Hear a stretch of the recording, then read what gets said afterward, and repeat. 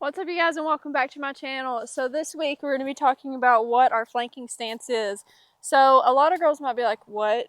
Why are we talking about our stance? It is important for us to know what our stance is, because if you want to be able to flank your goat consistently and know where that flank is, if you want to be able to funnel or stuff and know where those legs are going and it be consistent and happen 99% of the time, you've got to be able to know what your stance is so that whenever you run into your goat, you know where you're going in your stance. The other thing is, whenever you know your stance, you're able to build a consistent flank, which makes for, and even more, a controlled flank.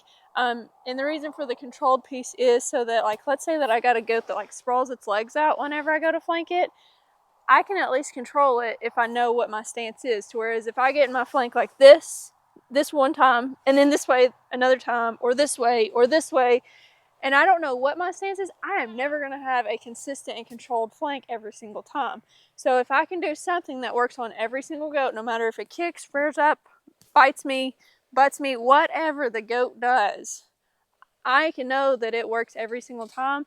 That's what I want to do in my stance. And with the consistency piece, if I know what I'm doing every single time and all I'm doing is adjusting my knees in or out based on the size of the goat, then I should have a pretty consistent and solid flank every single time, or most of the time, just because we are human and there is human error involved. So what our stance is and why it's so important. You should know what your stance is. So if you're like, Jacie, what's your stance? This is my stance on just a regular sized goat. So my feet are going to be on the outside of the goat. My knees are going to be inside on the shoulder and the flank. My hips are going to be tucked underneath so that my goat is landing right here in the middle, and it also kind of keeps my weight right here in the middle. My back is straight, my chest is up so that I don't have weight going down. It's all underneath me and centered right below my feet. My toes, well, actually, I'm just going to say my feet. I balance better on the inside of my feet, so that's how my feet are going to be. This is my stance. And if you're like, okay, what would you do with the bigger goat? Okay, I'm going to take my knees out. If you don't go with the smaller goat, take my knees in, probably go down a little bit lower. That is what my stance is, and it's so important for us to know what it is. Now, in order for us to know how our stance works, I like to do a little bit of a test. So think about this. I cannot control a goat if I cannot control my own body. So let's say that I get in a stance like this, and I try to like air flank a goat, like an air goat is what I call it. So if I get it up and I'm like, okay, now I got to open my knees and go down with it, I hit hard. Like, I have no control over that whatsoever. Okay, so that tells me that I lost control in the air going down, and I need to change my flank somehow. So just to kind of keep this video a little bit shorter, what I'm going to do is I'm going to get in my stance where I feel all of my weight in my hips and down through the rest of my lower body, nothing up here. And I'm going to think I need my weight to stay down in the center. Like, I want this goat to land like right at the arches of my feet. Okay?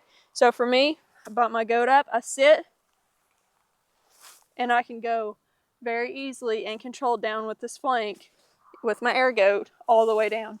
Because again, if I cannot control my flanking situation, then I cannot expect myself to control a goat whenever I need to.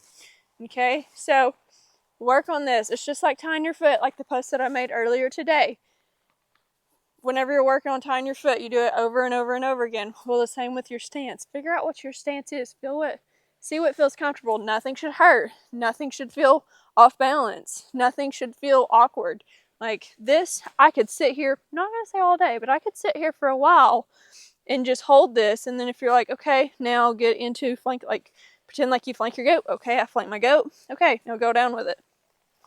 And I can easily go down to the ground without my knees hitting the ground hard, without like hitting hard, like anything like that. We don't want to hit hard at all or lose balance. Okay, we don't want to fall forward. So I highly suggest that girls work on this so that you can control yourself and your goat and have way more consistent flanks every single time. Please let me know if you have any questions about this, and make sure to like and subscribe to my channel so that you get notifications as to whenever I post these videos and vlogs. Thank you so much for watching, and I'll see y'all next week with another video.